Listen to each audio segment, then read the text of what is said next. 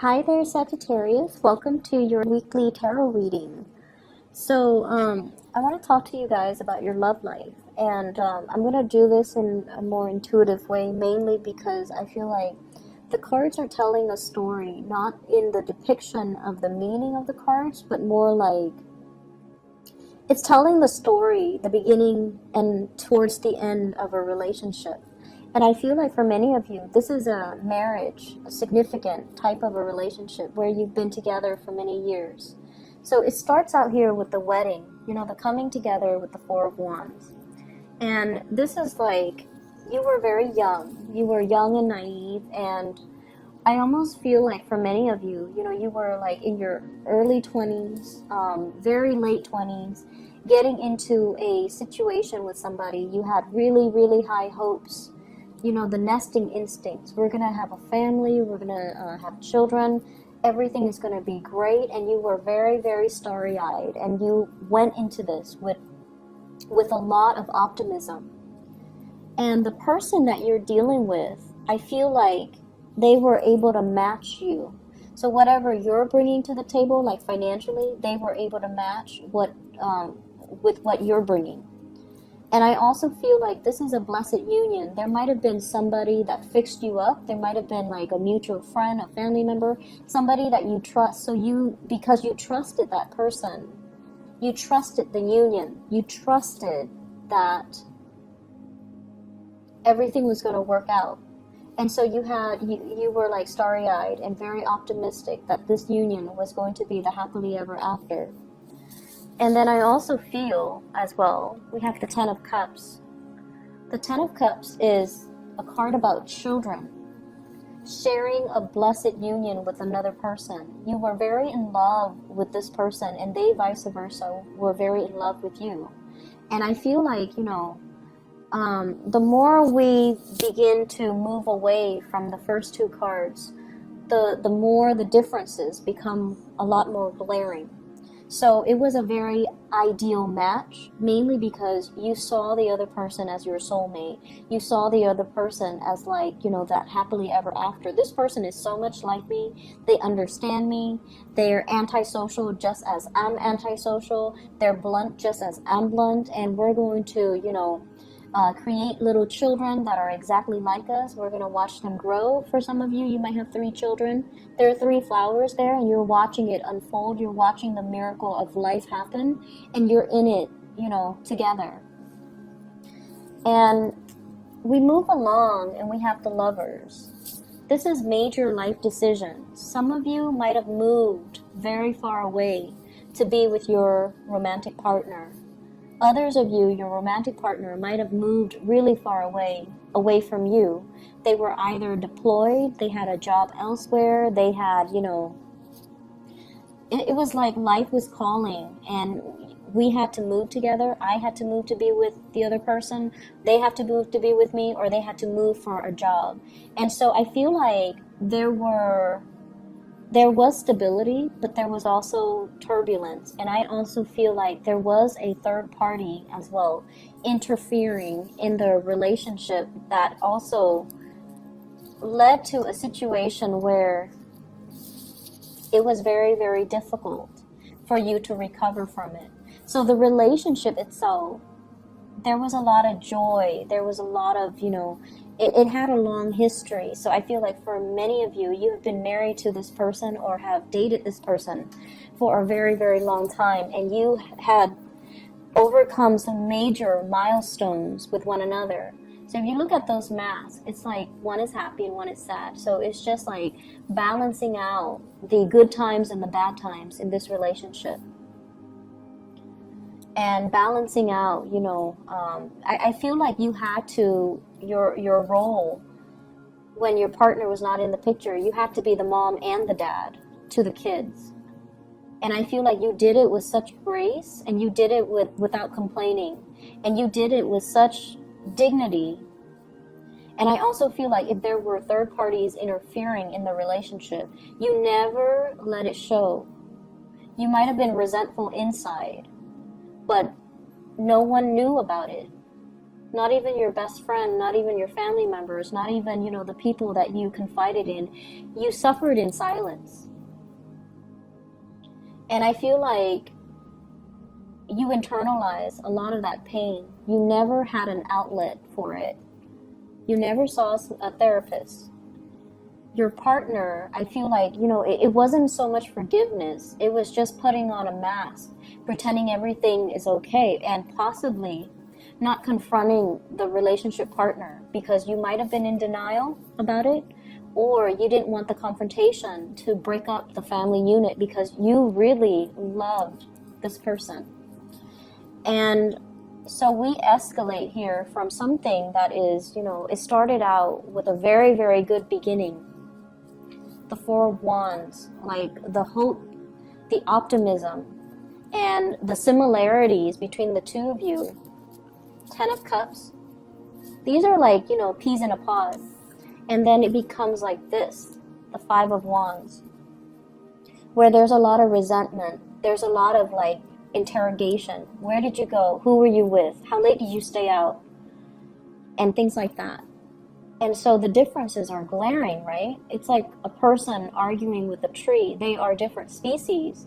Whereas in your starry-eyed and optimistic stage, you thought the other person was exactly like you. And I feel like a lot of the times, you know, we get so wrapped up and we get so angry over failed relationships, was that if it's a significant relationship, it could be good or bad, but if it's significant, it taught us a lot about ourselves. And I feel like it taught you that, I feel like it kind of, you know, shook the foundation and made you a lot less naive. It made you more weary of people. It made you more paranoid. It made you distrustful of other people. And you guys are very, very sincere and very trusting of other people. And so I feel like this relationship really did a number on many of you. And as a result of it, it kind of hurts you on a very innate level. And it's hard for you to recover from that and go back and bounce back to your optimistic self. But I also feel you really, really love this person. And so right now you're in a stage where you feel like you're taking on that victim stance. You know, how could you have done this to me? Where did you go? Who was it? And things like that. And what I feel is happening here, if this is not you, if you're the one that is stepping outside of the relationship, because that could very well be the case, the other person is doing this to you. It's the blame game, pointing fingers. And the truth is, and honesty is the best policy, because you have somebody here that really loves you, and you have somebody that you really love. And over time, I feel like, you know, through the course of the relationship, people drift apart.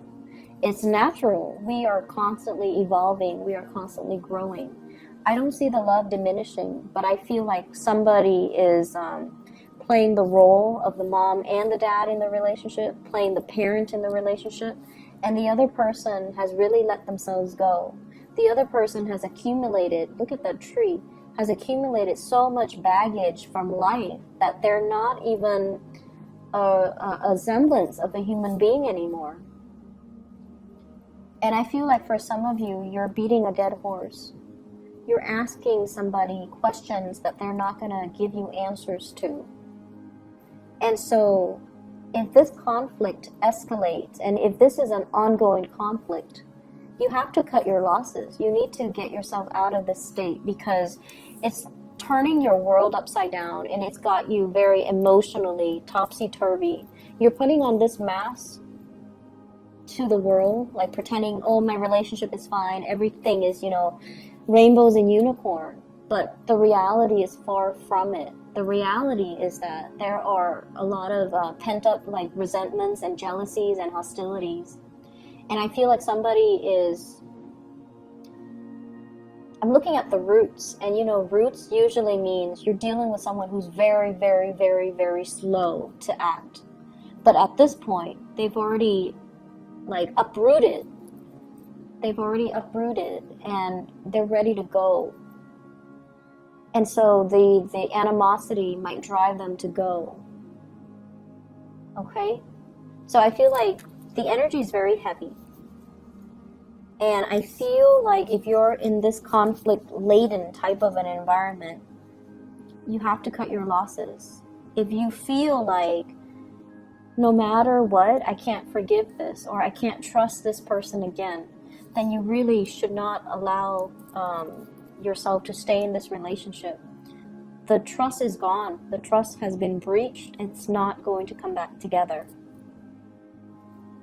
On the flip side, for those of you who are single, I feel like you have gotten out of a very significant relationship. You're trying to find your center. You're trying to find your footing. And you are single and you're not planning to date. Dating is so far from your frame, like it's so far from your imagination right now. Like you can't even wrap your head around, I'm not ready to date, okay? And then for others, I feel like you might be interested in somebody who's already in a union. We have here the Ten of Cups as your partner. And the Ten of Cups means, you know, they're actually in another relationship. You might be the third party. You might be the Mr. or the mistress in this union. And so it's breeding a lot of jealousy and envy. And it's a situation where you are really attracted to the other person. They are attracted to you, but at the end of the day, they're coming home to their partner. They're coming home to their children. And you're the person that is, you know, out here waiting for the other person to come back. It's like biding your time, you know. When are they going to be single? And I feel like it's not the best situation to be in, okay? I'm sensing for people who are newly married, there are some issues, and I'm looking at this, 4 of Wands and 5 of Wands. It's an escalation. The next one is the 6 of Wands. And the 6 of Wands is a really good card. So we have an escalation. 4 of Wands, which is a happy marriage. And then we have the 5 of Wands, which is conflict. So this is just a natural cycle. Don't let it deter you. Don't let it discourage you. The next one, 6 of Wands, is a victory card. So I feel like somebody's going to step up and do exactly what you want. Okay? And I feel that sometimes it takes conflict for us to finally voice our opinions and to give the other person a piece of our mind. And then once we give them a piece of our mind, it'll kind of spark some fire under them and get them to get moving. So I feel like you might be dealing with somebody who's very slow to act, and then conflict is the best way to get them to respond and to do something. Other areas of your life, what I'm feeling, first of all, from this spread here is the responsibilities of child rearing. It's overwhelming, okay? Maintaining the household, cooking, taking care of the kids, busing the kids from childcare to soccer practice, to school, to babysitter, to the movies, and then taking the kids and all of their friends, you know, to sleepover, to monitor, to go to school dances, like all the responsibilities of child rearing is becoming a lot more overwhelming. I'm also seeing as well the partner. So, you know, whenever we have kids, and I can't, you know, I've heard it from other people, but I can't really attest to it. I don't have children. But I feel like somebody feels neglected because now all the attention is on the children. So the relationship is between the mom and the child and the dad and the child, rather than between the mom and the dad as a married couple. So I feel like that can also interfere with the relationship here as well. But I feel like a lot of responsibilities, work and home, and trying to balance everything else. And I feel like, you know, you guys have an abundance of energy.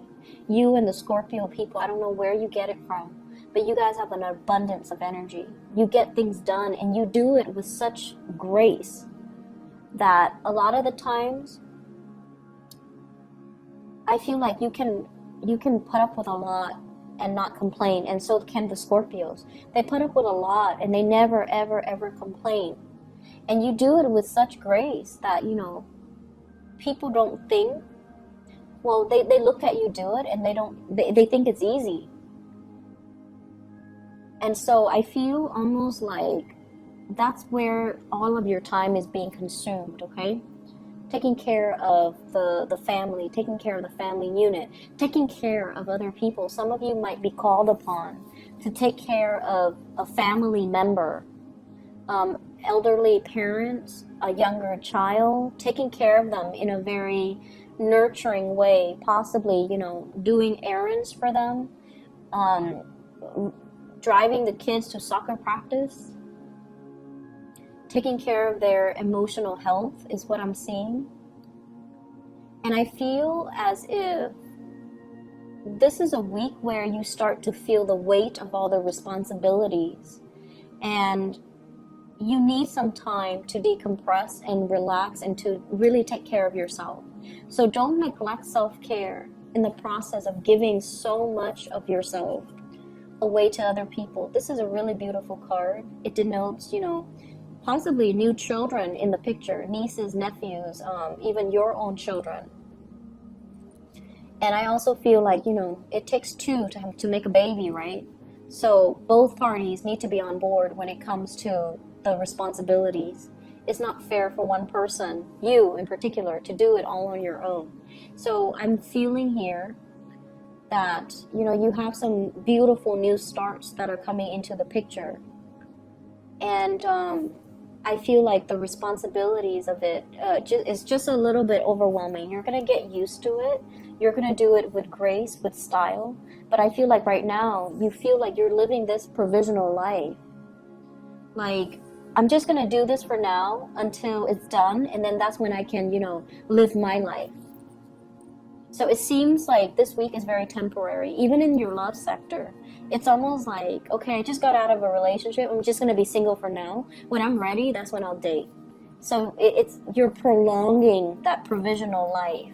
And I hope you're aware of that, so that you can, you know, stop denying yourself of your own time. Me time. I need me time because I've been working so hard.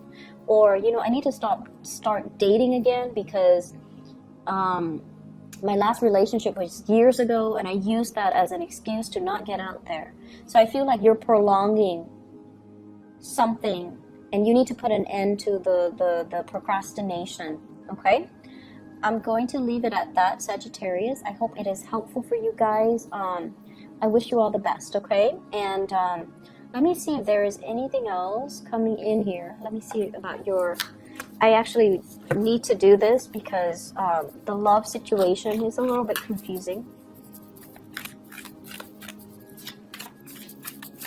What is Sagittarius's advice for love for this week?